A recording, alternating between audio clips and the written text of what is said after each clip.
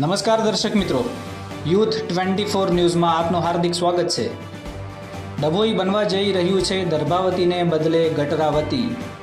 દર્શક મિત્રો, સ્ક્રીન પર તમે જો જોઈ રહ્યા છો, આ કોઈ રમણીય ફુવારો કે પછી ગાર્ડનનો ફુવારો નથી, પરંતુ આ એક ડભોઈની ઉભરાતી ગટર છે, જેને જોતા લાગી રહ્યું છે કે આ એક પાણીનો ફુવારો હશે।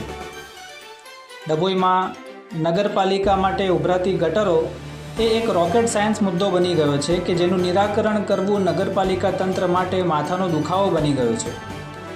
બીમારીઓ તેની ચરમસીમાએ પહોંચી છે। ખાનગી તેમજ રેફરલ હોસ્પિટલોમાં કતારો લાગી છે। તાજેતરમાં જ ઝાડા ઉલટીના લીધે તલાવપુરામાં રહેતા એક બહેનનું મૃત્યુ પણ થયેલ છે। આટલી સંવેદનશીલ ઘટનાઓ બનવા છતાં પણ ડભોઈ નગરપાલિકા તંત્ર ઉભરાતી ગટરોને કાબૂમાં લેવામાં નિષ્ફળ જઈ રહી છે કે પછી આંખ આડા કાન કરી રહી છે તે સમજાતું નથી।